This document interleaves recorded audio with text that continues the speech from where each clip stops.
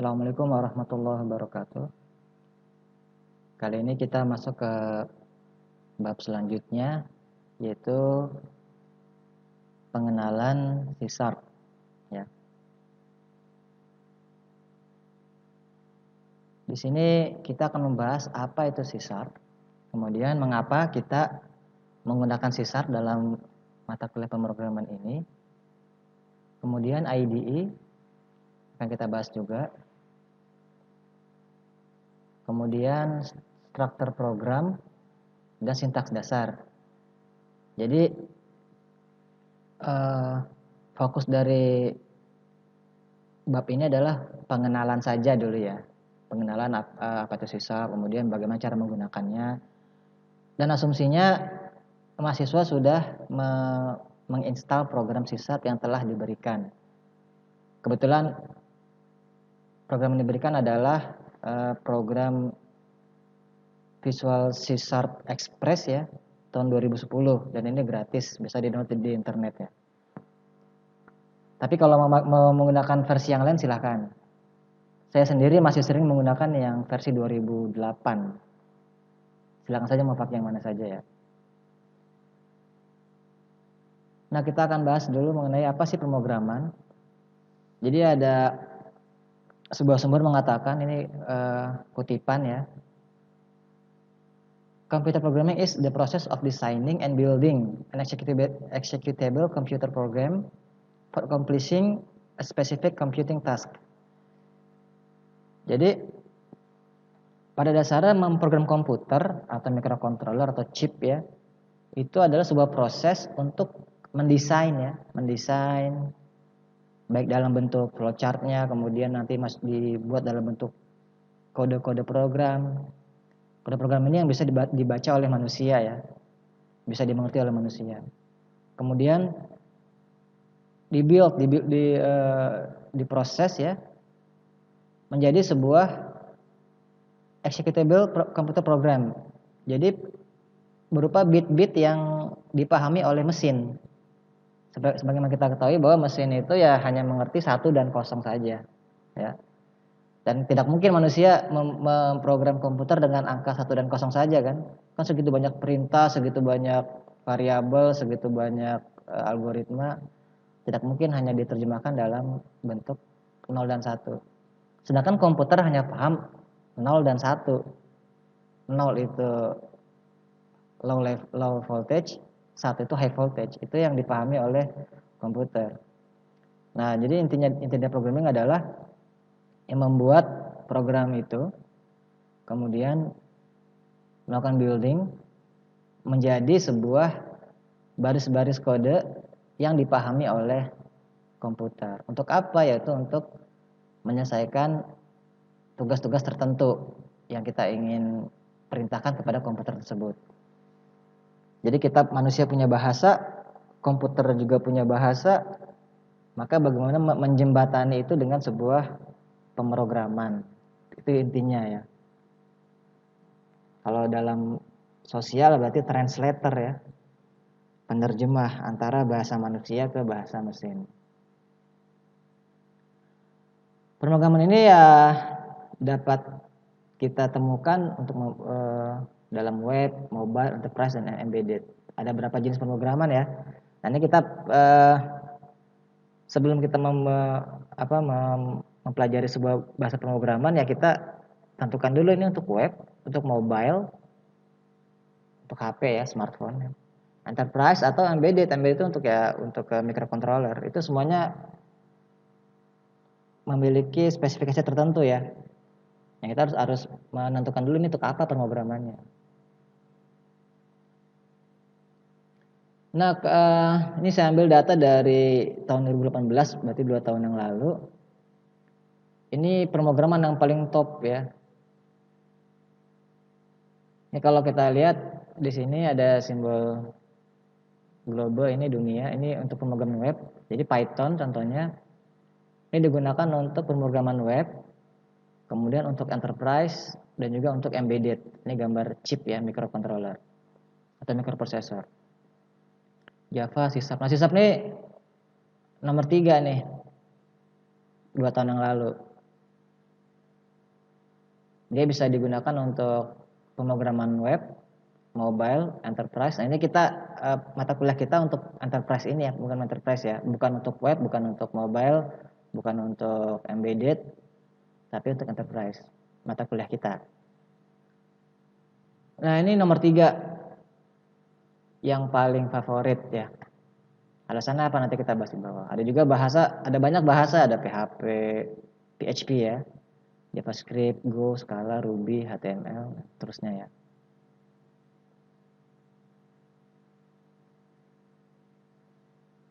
Nah, khusus untuk mobile, ini paling tinggi C++ nih. Kedua C, ketiga Java, keempat C#. Jadi nomor 4 lah, lumayan lah C# ya. Untuk enterprise, C# nomor 5. Paling tinggi Python, C++, C, Java, dan baru C# nomor 5.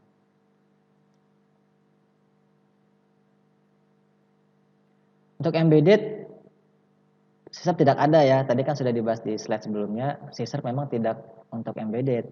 Dia hanya untuk web, mobile, enterprise. Nah, ini bahasa-bahasa yang digunakan untuk embedded ya. Ada Python, C++, C. Nah, Python kan dipakai untuk Raspberry ya. Sehingga jadi terkenal ya.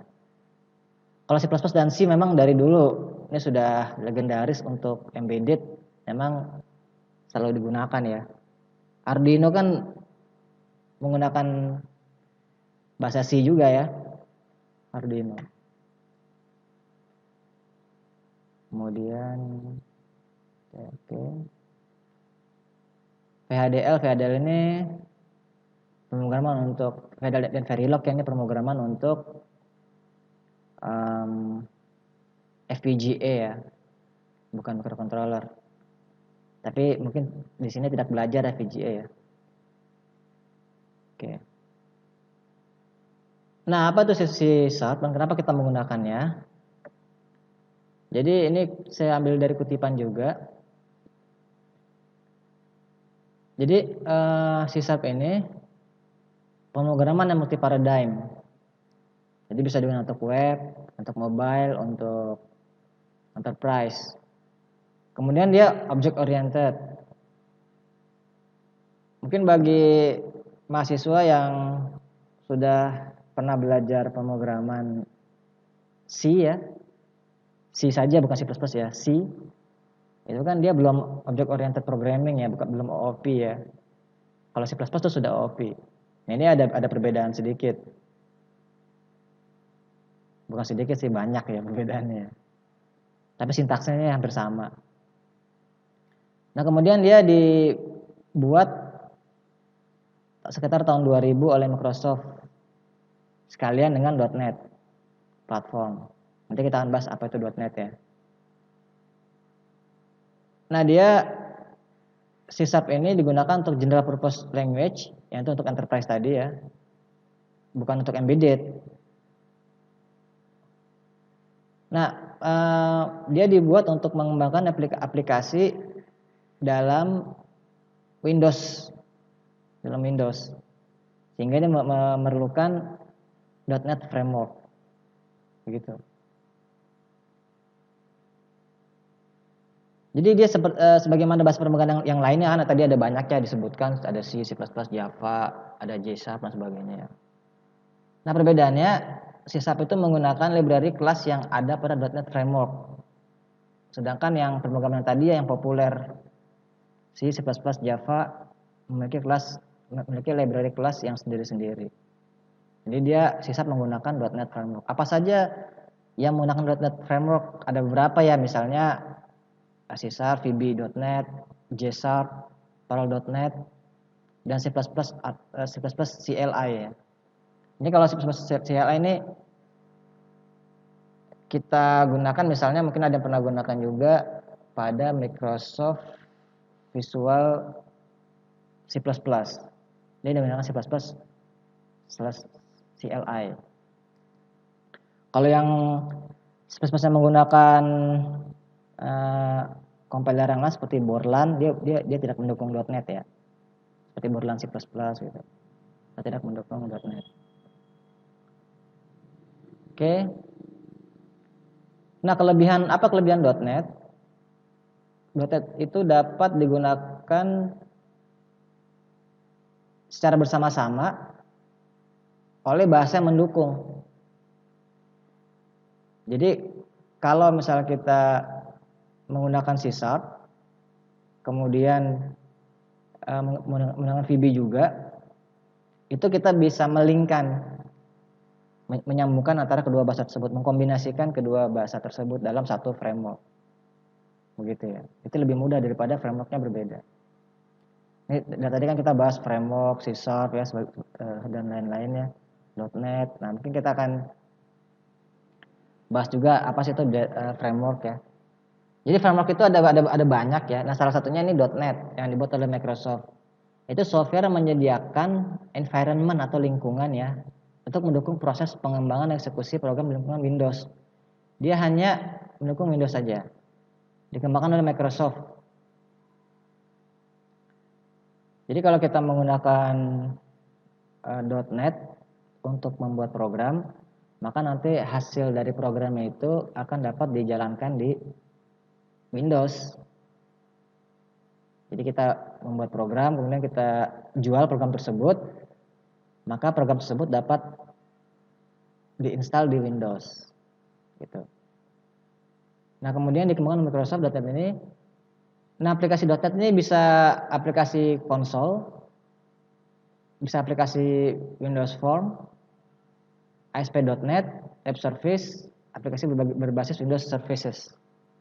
Nah, jadi kalau kita membuat aplikasi kan ya, ini bisa, maaf nih sebelumnya dijelaskan dulu bahwa ini semuanya aplikasi berbasis komputer ya, PC ya, enterprise, bukan embedded, bukan mobile. Jadi kita bisa membuatnya dalam aplikasi konsol, kemudian aplikasi berbasis Windows. Nah, dua aplikasi ini akan kita bahas di mata kuliah ini, yaitu setengah dari mata kuliah ini membahas tentang aplikasi konsol, dan setengah dari mata kuliah ini membahas tentang bagaimana membuat aplikasi berbasis Windows. Nah, kemudian ada juga aplikasi ASP.NET berbasis web. Keuntungannya apa kita menggunakan .NET? Jadi kalau kita telah membuat, contoh misalnya ya, ini pengalaman saya pribadi, membuat aplikasi berbasis Windows, sudah selesai ya, ada tombolnya, kita klik seperti apa, ada database dan segala macam ya.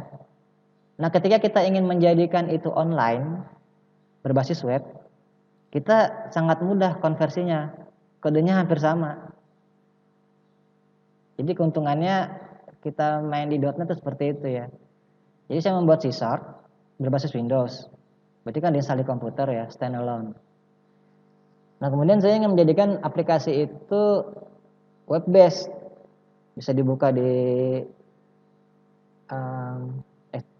Mozilla, Firefox, bisa dibuka di browser ya, ada Internet Explorer dan sebagainya, Opera, Google Chrome dan sebagainya, maka konversinya gampang, desainnya sama gitu ya.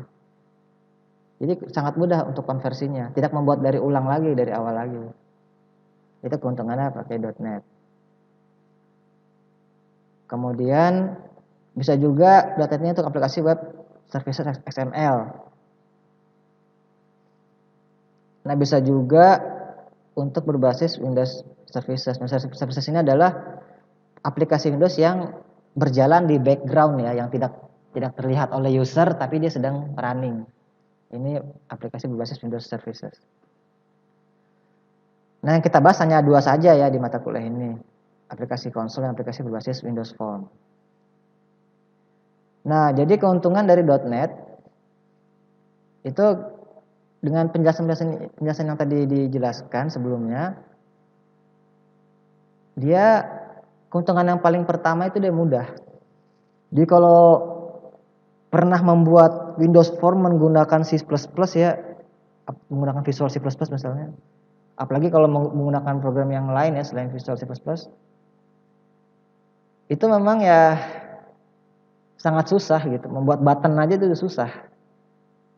Membuat tombol saja satu itu agak susah gitu ya membuatnya. Tapi kalau dengan dengan C Sharp, ya tinggal drag aja ya, drag sudah jadi tombol satu. Double klik sudah jadi kelihatannya. Kita mau apa saja tombol itu mudah. Memang tujuan dari si Sharp ini memang untuk kemudahan. Untuk kemudahan dibanding dengan pendahulunya itu C++. Pembuatnya sama ya. Nah, kemudian dia efisien. Kemudian efisien ya karena bisa cepat ya kerjanya ya. Membuat tombol, kalau menggunakan Visual C++ misalnya, ini membuat tombol saja butuh waktu lama. Nanti kalau salah tombolnya ganti lagi kan.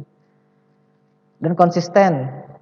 Ini terutama kalau kita ingin mengubah-ubah aplikasinya yang tadinya Windows Form menjadi ASP.NET berbasis web.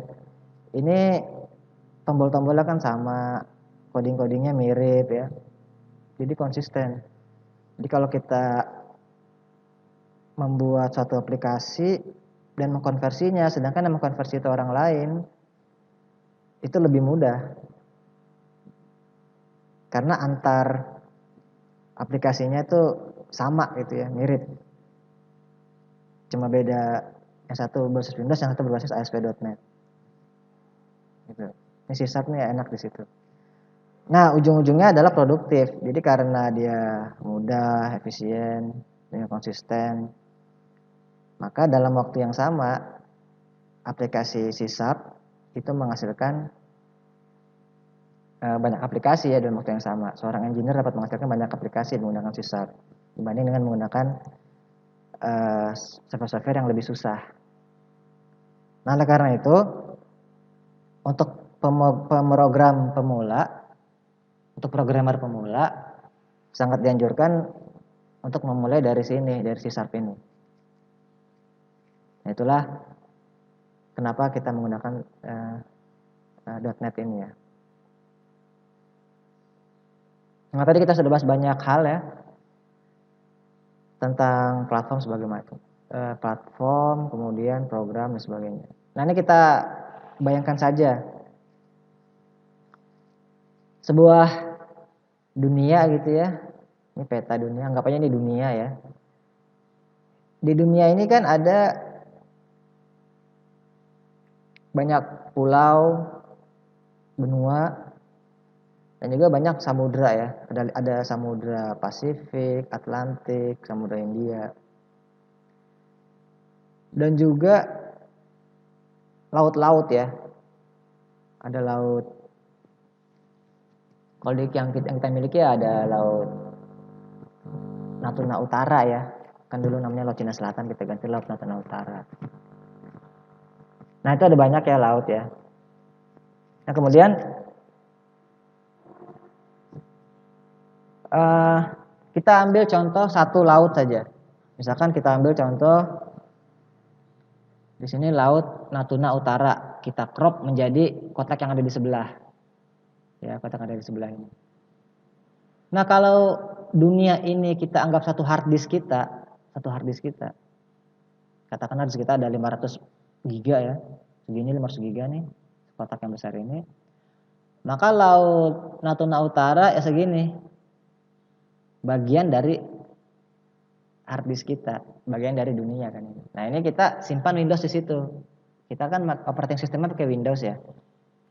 Ada yang Windows 7, ada yang Windows 10 ya. Saya pakai Windows 10. Nah, kemudian Windows ini kan kita install, maka dia memakan sebagian dari hard disk yang kita miliki. Kalau hard disk itu ibaratnya dunia, maka Laut Natuna Utara itu ibaratnya Windows-nya ini. Bisa dipahami ya. Jadi Windows ada di dalam hard disk kan, disimpan dalam hard disk. Nah, kemudian kita memiliki program. Ini program kita nih kecil nih, ikan. Sedangkan ikan kita kan ikan air tawar, tidak bisa masuk ke laut langsung kan.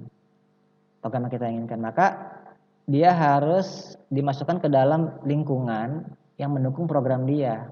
Itu lingkungan yang disebut .NET. Makanya disebut framework ya, lingkungan atau environment, lingkungan. Nah, jadi di dalam .NET ini program kita ada di sini nih, dalam sini, dalam .NET ini.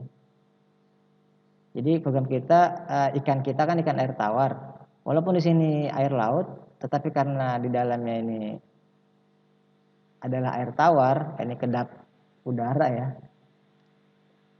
air asin tidak bisa masuk ke sini, maka ikan kita bisa berenang-renang di sini. Program kita bisa berjalan di sini. Jadi program kita berjalan di dalam .NET. .NET itu berjalan di dalam Windows, dan Windows itu ada di dalam hard disk kita. Nah begitu ya. Mungkin di sini ada ikan kita nih. Di sini ada ikan lain VB.NET ya. Di sini ada ikan lain JSharp. Di sini ada ikan lain C++ ya. Yang semuanya masuk ke dalam platform .NET. Gitu. Bisa dipahami ya.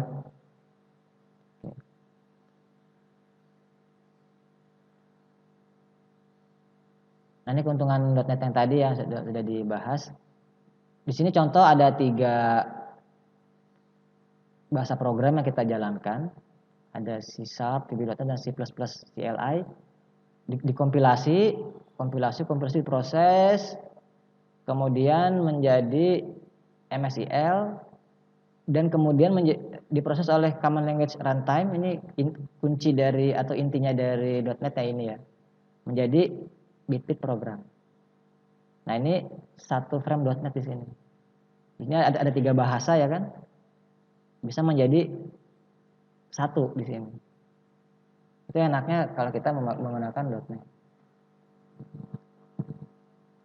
Kalau tidak menggunakan .NET ya C++, C# ini dia ada di tempat lain, C++ ini ada di tempat lain. Jadinya susah untuk membuat nyambungnya ya, melingkannya.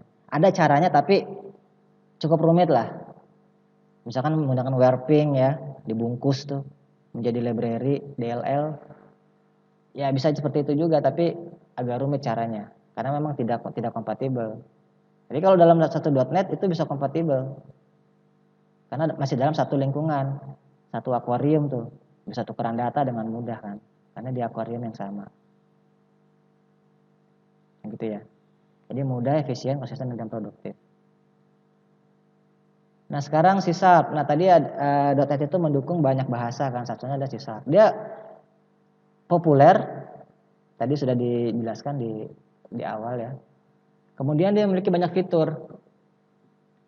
Nanti kita pelajari fitur-fiturnya, memang sangat banyak sekali ya. Emang luar biasa nih. Jadi mudah kita memprogramnya itu, mudah. Tanpa mengurangi power. Nah dulu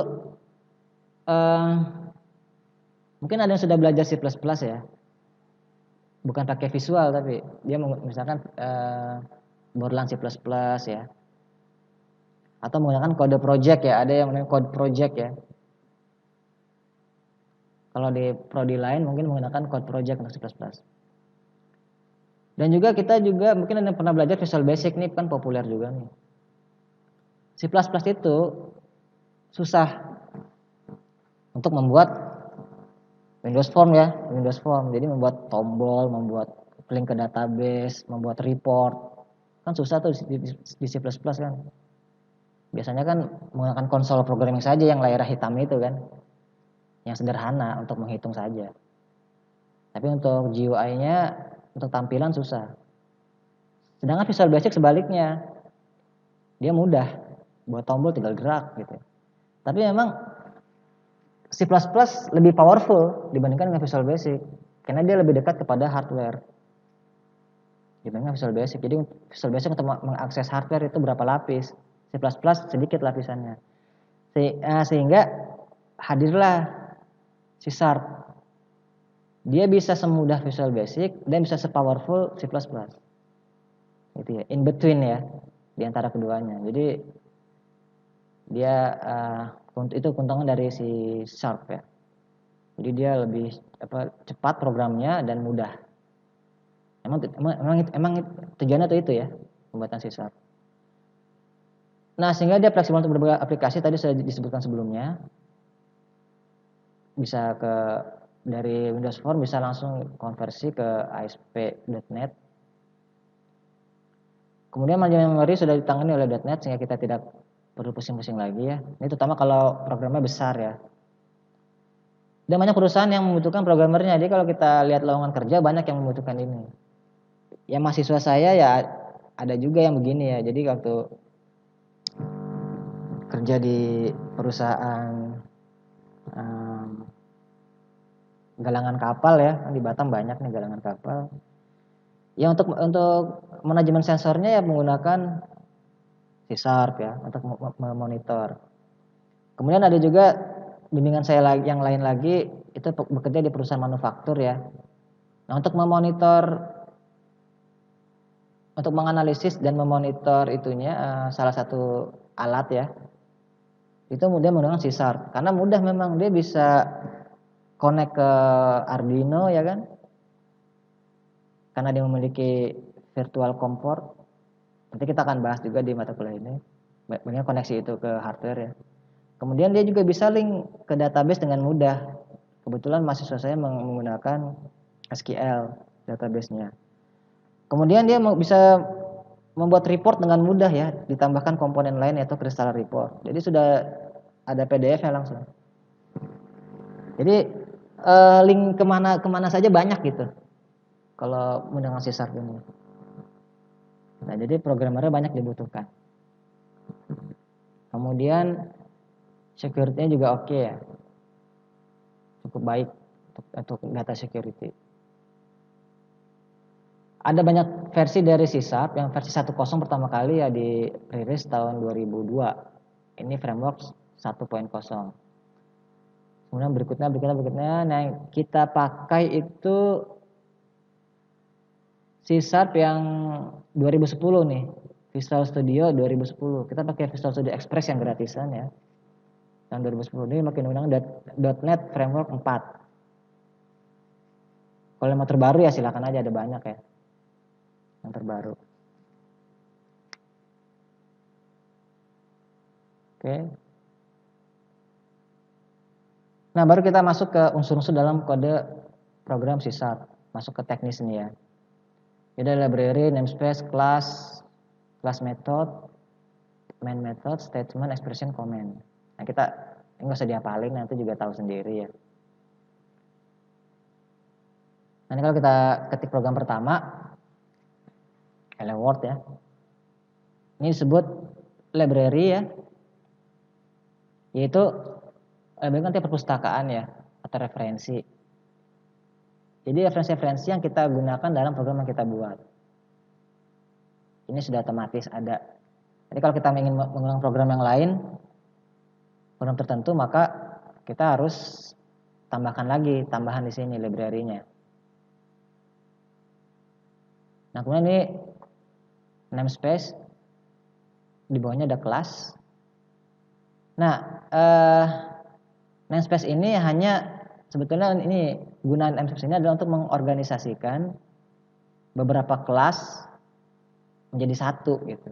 Ini untuk mengorganisasikan. Misalkan ada 10 kelas dengan jenis yang sama, namanya hampir sama, dijadikan satu namespace. Jadi bisa juga kita membuat program ada banyak namespace, bisa juga. Untuk kasus yang di depan mata kita ini ya kebetulan hanya ada satu namespace dan hanya ada satu kelas. Kelas ini akan kita bahas di program di bab berikutnya ya. Ini ada main method di sini. Main method. Kemudian di sini statement. Nah, inti dari program itu di sini ya, statement. Jadi program yang kita ketik tuh ini statement-statementnya, pernyataan atau ekspresi-ekspresinya. Yang ada di flowchart tuh yang ini, kode-kode yang kita ketik. Nah kemudian di sini ada komen namanya komentar. Komentarnya artinya teks yang kita tulis dalam program tapi tidak dijalankan oleh program.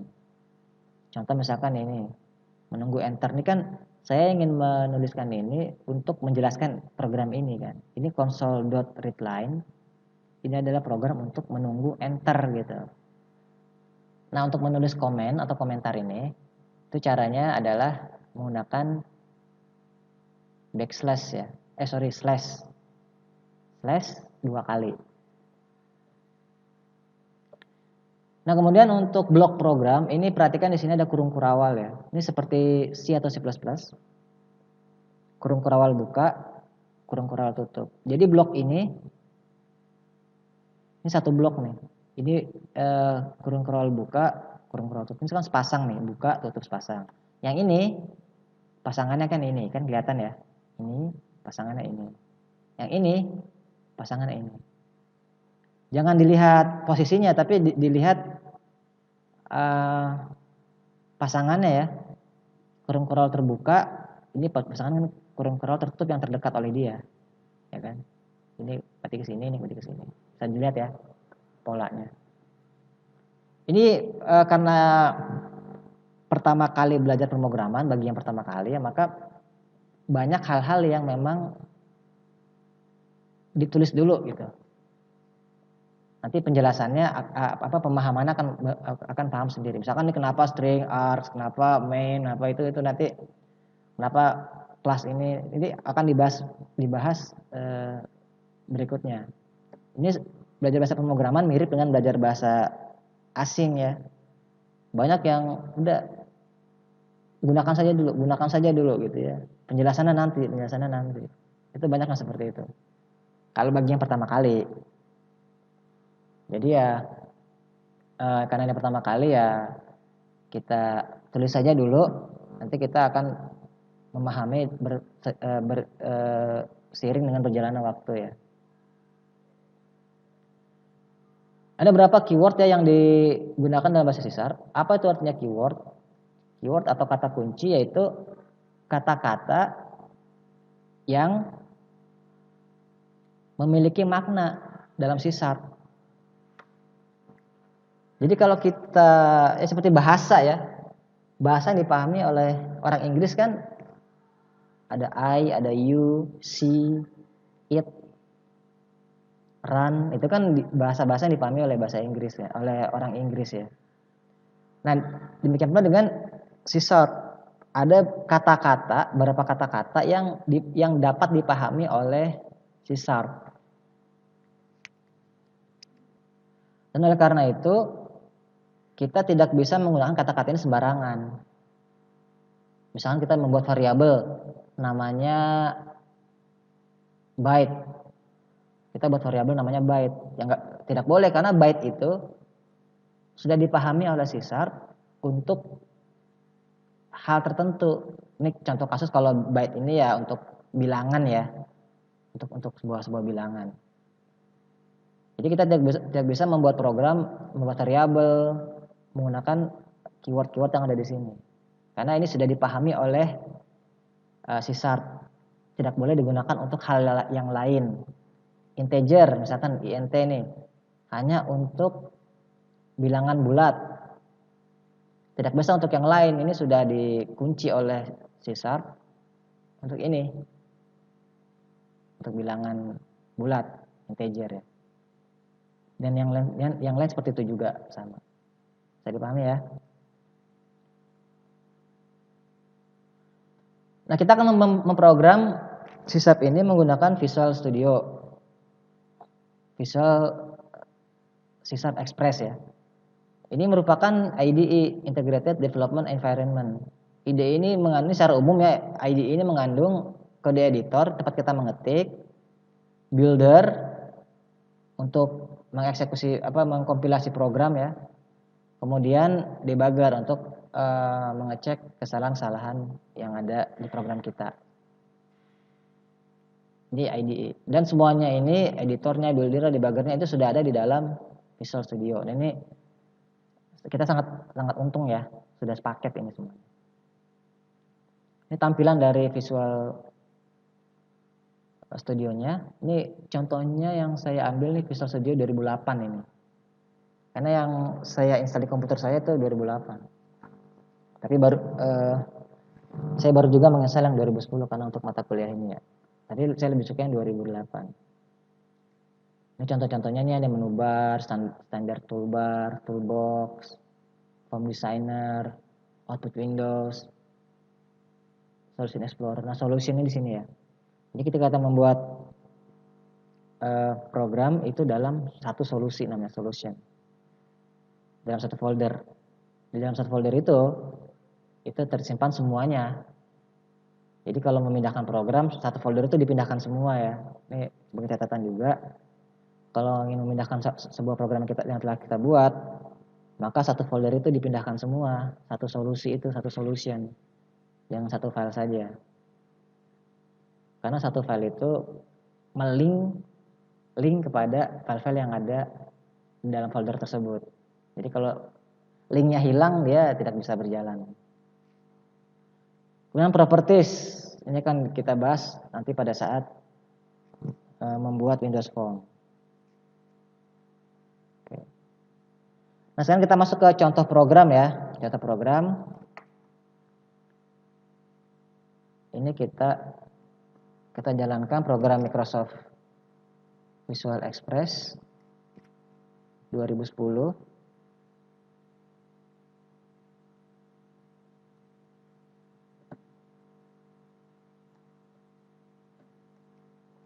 Kita cari di komputer kita ya, klik. Nah, ini sudah ada ya, ini saya drag. Nah, ini sudah terbuka ini ya. Kemudian kita buka file new project ya. Nah, untuk kali ini kita masuk ke mana dulu nih ya? Empty project ya. Ke empty project. Jadi projectnya masih kosong. Tidak ada apa-apanya. Ini kita bisa namakan apapun, terserah ya, nanti kita namakan. Tes aja misalkan. Oke. Kita klik OK.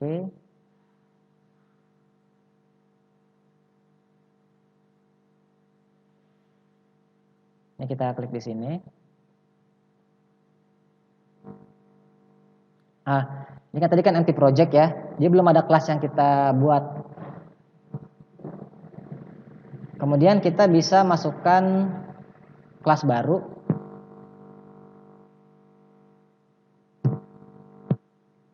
Kita klik di sini ya. Ini kliknya klik kanan ya. Klik kanan. Add. Kemudian kita new item. New item. Nah, kita pilih kelas karena kita ingin membentuk kelas dulu ya, kan di dalam namespace ada kelas ya. Kita bikin kelas. Ini ada banyak sebetulnya ya pilihannya.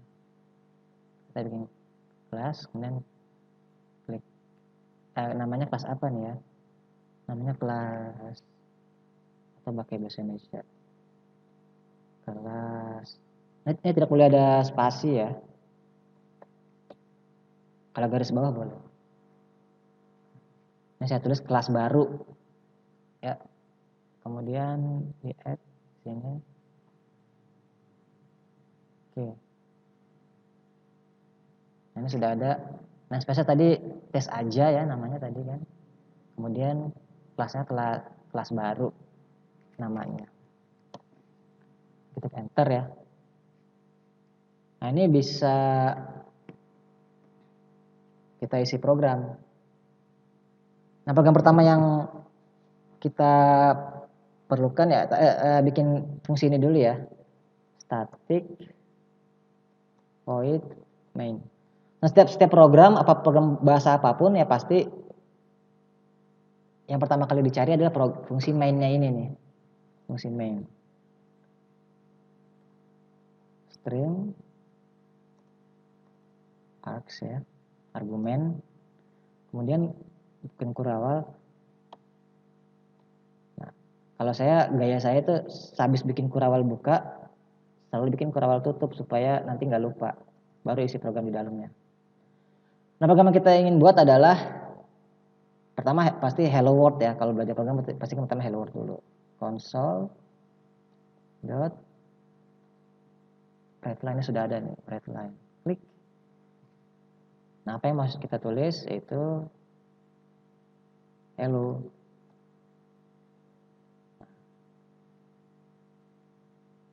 Atau apa kabar. Nah, misalnya gitu ya. Nah, ini kalau kita jalankan, kita klik ini ya, atau F5, saat dibagi untuk F5. Ini dia running, ada muncul layar hitam, tapi langsung mati lagi. Jadi kalian coba. Ini ada muncul layar hitam, tapi mati lagi. Kenapa seperti itu? Karena programnya dia seperti ini. Ini kalau kita buat program di sini ya, flowchart ya. Kan mulai di sini. Mulai. Kemudian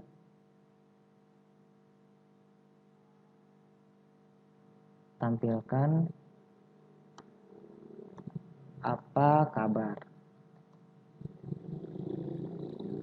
Kan itu kan. Kemudian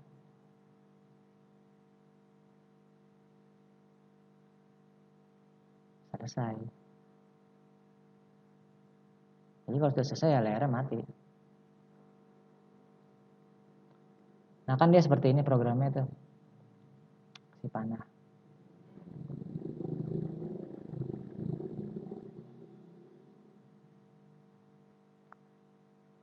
Jadi seperti ini programnya kan ya. Kita lihat. Mulai tampilkan apa kabar ya. Kemudian selesai. Jadi udah mati layarnya. Nah untuk itu kita harus supaya layar itu nampak, kita harus membuatnya tidak seperti ini ya. Kita akan ganti.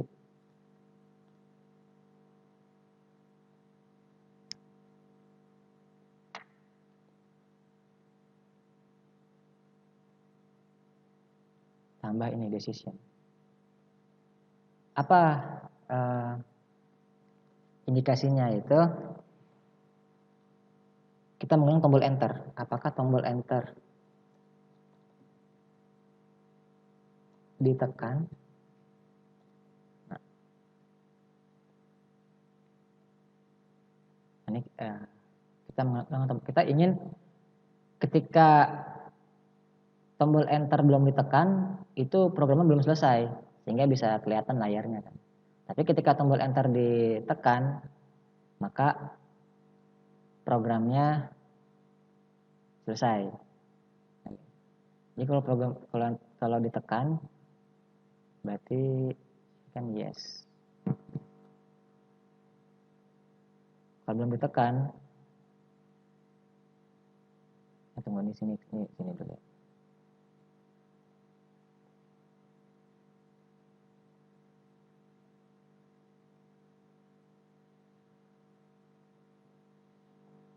Di sini ada satu proses lagi, yaitu cek tombol enter.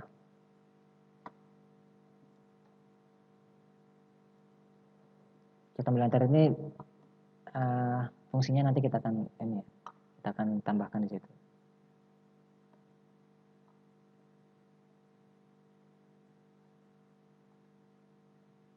Di sini. Kemudian ini. Nah ini no.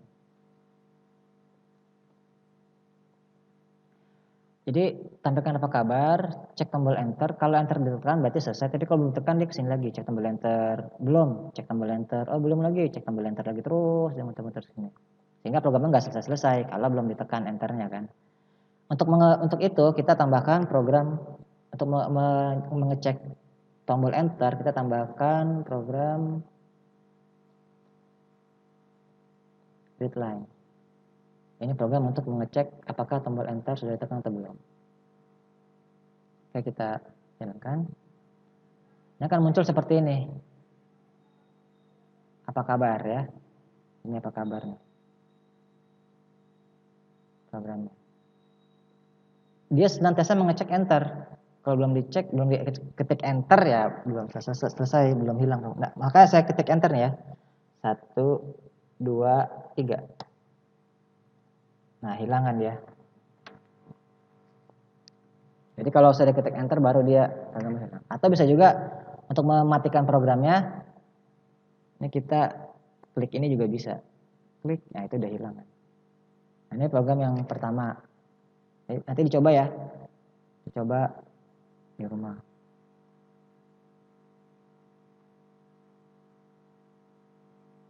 Kemudian bisa juga kita tambahkan program readline ini. Sebetulnya kan ini kita bisa cek di sini ada tulisan kan tuh string console readline, yaitu reads the next line of characters from the standard input stream. Nah begitu.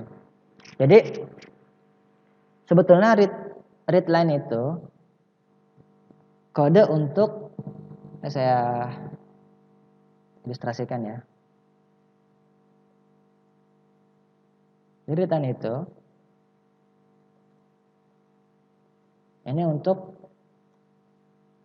membaca semua karakter hingga tombol enter ditekan. Nah, tombol enter ini akan kita jelaskan di pelajaran parsing data nanti ya, detailnya. Apa sih tombol enter itu? Ini fontnya dibesarkan dulu.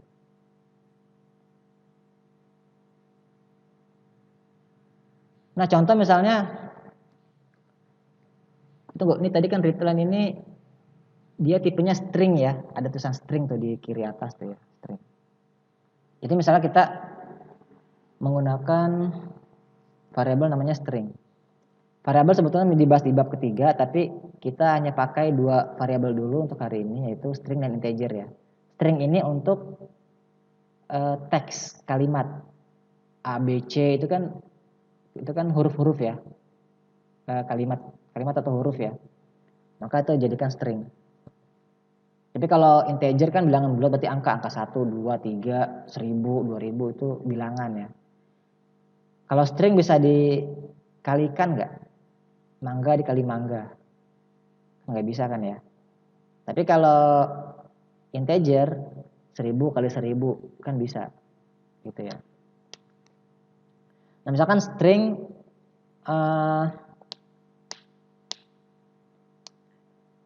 string A misalnya gitu ya. Kita punya variabel namanya string A. Sama dengan console readline. Misalkan gitu ya. Ada variabel gitu. Maka ketika kita mengetik huruf, misalkan Budi lah ya, Budi, B-U-D-I. Ketika kita ketik huruf B, kita ketik huruf B,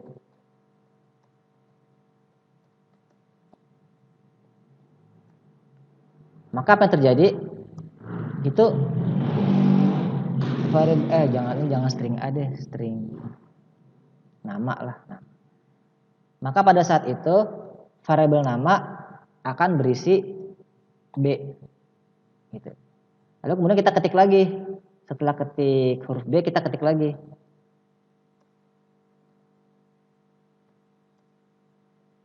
Huruf U.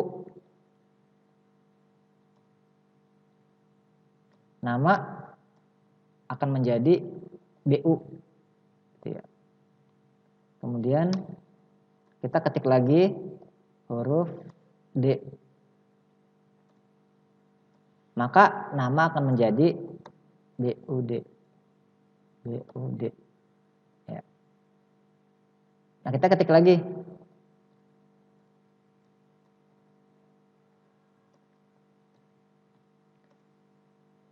Maka nama akan menjadi BUDI.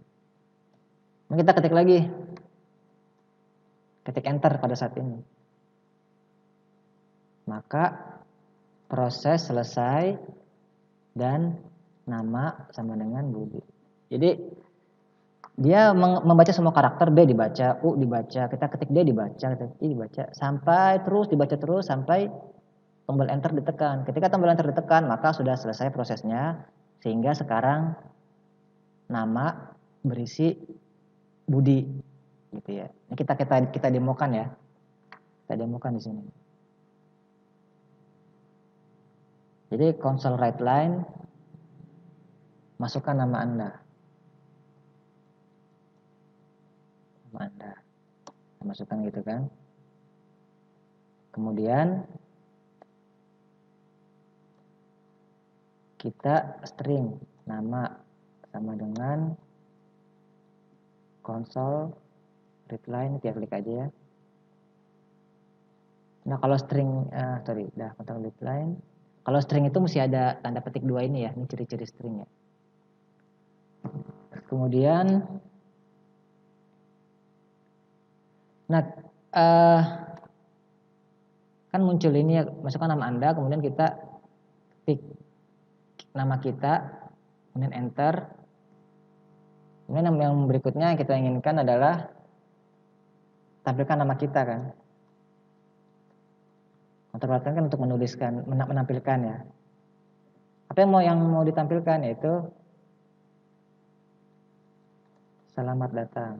Nah ini string, hati-hati string pakai pakai kutip 2 ya, diapit kutip 2. Selamat datang. Apa yang selamat datang siapa? Selamat datang nama kita ini sudah ada nih nama ya. Nah gitu. Jadi pertama akan muncul masukkan nama Anda, kemudian kita ketik tuh BUDI tadi, kemudian enter, maka komputer akan menampilkan. Ketika ketik enter maka proses ini selesai kan, proses baris ini selesai, dia akan lompat ke sini. Maka menampilkan selamat datang, spasi, ya, kemudian nama yang tadi kita ketik BUDI tadi. Nah itu. Kalau ini kan tadi console readline untuk menunggu enter ya supaya bisa keluar. Oke, kita klik. Nah ini, masukkan nama Anda. Ini saya ketik seperti tadi ya, B, U, disimpan oleh dia, D, I. Nah kita enter. Kita enter. Nah selamat datang Budi, ya kan. Nama yang lain lagi. Saya masukkan nama. Ini nama kepala jurusan kita ya, Budi spasi Sugandi. Ini harus hafal nama kepala program studi, kepala jurusan ya, harus tahu nama-namanya ya. Budi Sugandi, terus enter ya. Enter.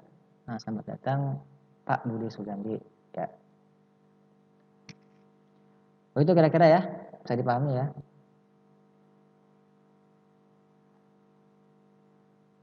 Nah sekarang bagaimana kalau melibatkan angka? Jadi pada bab ini kan pengenalan ya. Sebetulnya untuk variabel itu akan dibahas di bab ketiga, tapi ada 2 variabel yang saya kenalkan dulu pada pertemuan bab ini, yaitu string tadi ya. String ini berisi urutan karakter-karakter ya, huruf-huruf atau angka juga boleh. Tapi dikasih tanda petik ini nih, ini string. Jadi dia diperlakukan sebagai teks. Jadi kalau string ini itu diperlakukan sebagai teks. Ada lagi satu lagi integer atau integer 32. Ini diperlakukan sebagai angka. Kalau teks itu kan tidak bisa operasi matematika kan. Tapi kalau angka kan bisa. Bisa dipahami ya. 12 itu kan angka kan. Berarti bisa dikali 3, kali 7. Tapi kalau string ya nggak bisa dikali ya. Rumah dikali rumah kan susah juga. Nah string ini diapit dengan tanda ini. Sehingga ini disebut string. Mangga, ini string kan. 20. Di sini angka. Kalau mangga ini string.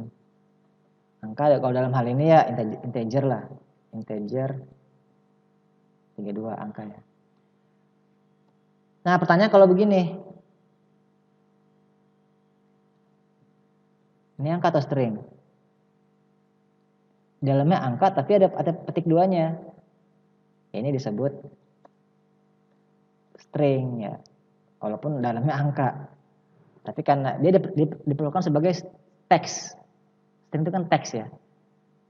Diperlukan sebagai teks. Kayak di Excel kan, Microsoft Excel juga gitu juga kan. Ada satu sel di Excel itu bisa dianggap sebagai ada general, bisa dianggap sebagai teks kan. Nah, seperti itu juga pemrograman C# juga begitu juga. Nah, program untuk tadi tuh perintah untuk console write line dan read line itu hanya berlaku untuk string. Jadi kita ingin menampilkan string itu pakai write line. Membaca string itu menggunakan read line. Tidak bisa dia menampilkan angka. Ya, write line tidak bisa menampilkan angka. Nanti kita akan bahas contohnya ya. Ini di praktikum juga ada, kita bahas contoh luas segitiga. Contoh luas segitiga. Jangan bahas ini ya. Luas segitiga itu kan perlu alas tinggi, ya kan? Luas. Alas ini akan kita operasikan matematika berarti integer 32. Alas, ya kan? Kemudian tinggi juga sama, integer 32 tinggi. Kemudian integer 32 luas. 32-nya jangan boleh spasi ya. Nah, artinya variabel alas ini tipenya adalah integer 32. Variabel tinggi integer 32 juga, variabel luas integer 32. Oke. Kemudian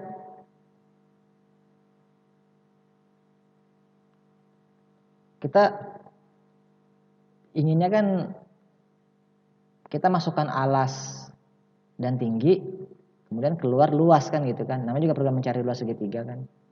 Console write line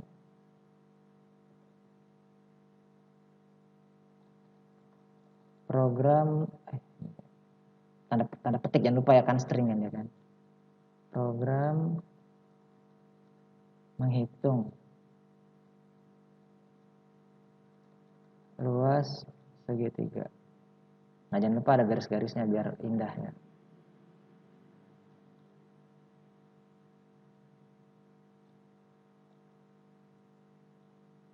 Kasih garis nih biar bagus. Oke. Nah, pertama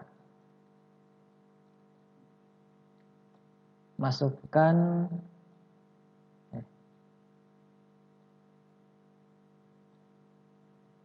alas sentimeter ya alasnya. Setelah itu, nah setelah ada muncul di layar itu masukkan alas ya, maka kita akan masukkan ketik alasnya kan, berapa sentimeter alasnya. Maka itu menggunakan read line ya kan, masukkan alasnya kan. Setelah kita ketik read line dimasukkan ke dalam satu variabel, yaitu variabel alas. Jadi alas sama dengan console read line. Jadi console read line ini kita baca, dimasukkan hasilnya ke dalam variabel alas gitu. Kita akan menjadikan variabel alas nih. Tapi sayang sekali kenapa? Karena console read line ini kan tadi katakan harus string ya. Jangan alas ini kan integer 32. Jadi tidak bisa, tidak kompatibel. Ini harus string, ini integer 32. Nah, kita bikin variabel baru lagi. String, namanya string alas atau alas string. alas tapi dalam string gitu ya, dalam bentuk string. Nah, gitu. Nah, ini kita paste di sini. Nah, ini baru bisa. Ini kalau merah ini error nih. Nah, ini udah hilang errornya kan? Nah, ini pertama. Jadi masukkan alas, kemudian kita ketik alasnya sampai enter, nanti dimasukkan ke dalam variabel alas string. Jadi alas string ini sudah bersih alas sekarang. Sekarang masukkan tinggi.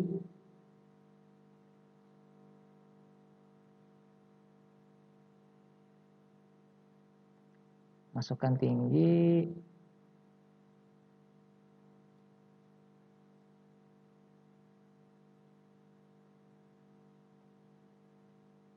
Nah, ini ganti tinggi aja. Sama seperti tadi, ada masalah juga ya.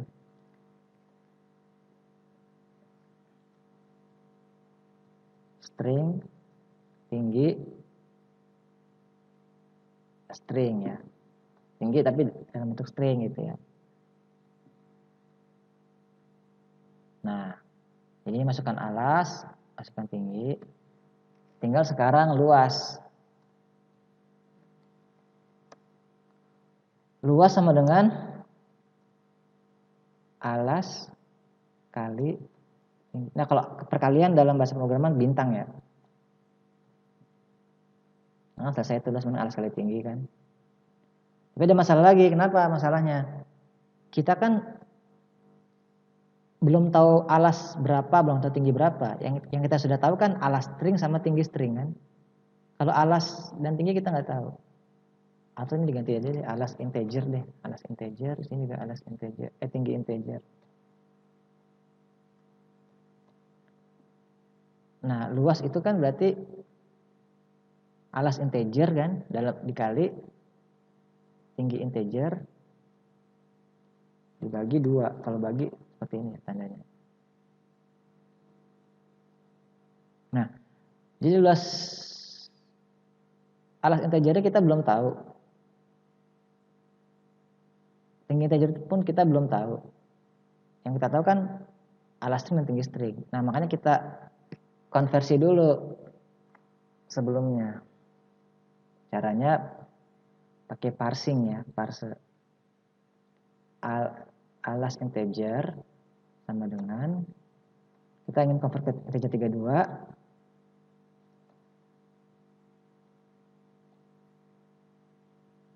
alas string. Jadi alas string parse. Ya. Alas string kita yang tadinya string kita ubah jadi integer 32 menjadi alas integer, ya kan? Tinggi juga sama juga.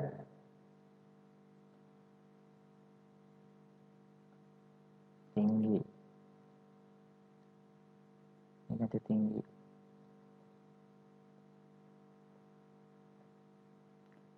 Nah, kemudian sudah dapat ya. Alas sudah dapat, tinggi sudah dapat, tinggi integer ya, alas integer. Nah, maka tinggal tampilkan console readline. Luas integer kita tampilkan hasil luas integer kan. Dan sini paling bawah kita tambahkan lagi console readline lagi ya, supaya tidak langsung hilang.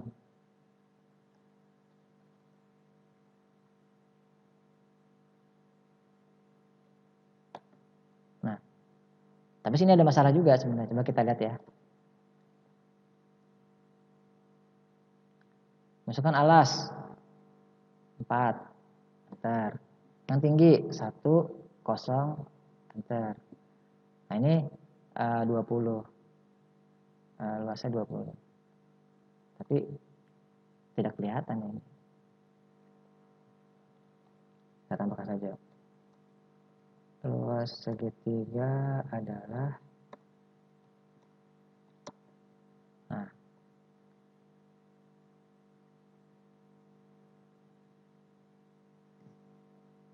alas 20, tinggi 4, maka luasnya harusnya 80 bagi 2, 40 ya. Tapi ditambah ada sentimeter perseginya dong ya. Nah ini 20, enter, 4, enter, terus yang terus lagi. Ini sebetulnya ada masalah juga. Ini tidak baik begini ya. Ini kan integer ya. Sedangkan sini harusnya string. Maka tidak baik seperti ini. Kita kalau constant write line jadikan juga semua sebagai string. Kalau tadi kan string menjadi integer pakai program parsing ini ya. Kemudian ini string jadi integer juga sama. Nah kalau sekarang dibalik, integer jadi string kan, kita jadikan string. Ini kita klik di sini, kita klik titik, kita jadikan toString. Nah, sehingga ini kan jadi string, ini pun string juga, ini pun string juga kan. Maka jadi perfect lah ini. Jadi benar programnya. Semuanya string semua. Kita tes 30, 4, berarti harusnya 120. Bagi 2, 60. Nah gitu ya. Bisa dipahami ya sampai sini. Nanti silakan membuat programnya untuk latihan di praktikum. Kemudian, nah tugas ya. Tugas teorinya TT 201. Jelaskan ini. Kemudian, sebutkan beberapa bahasa pemrograman yang Anda ketahui. Kemudian, keunggulan C#. Unsur dalam kode program C#. Tulis tangan, nama, NIM, tanggal, dan tagar. Kemudian foto dan upload learning. Oke? Sampai sini. Nanti kalau ada pertanyaan dapat disampaikan di forum diskusi. Terima kasih atas perhatiannya. Assalamualaikum warahmatullahi wabarakatuh.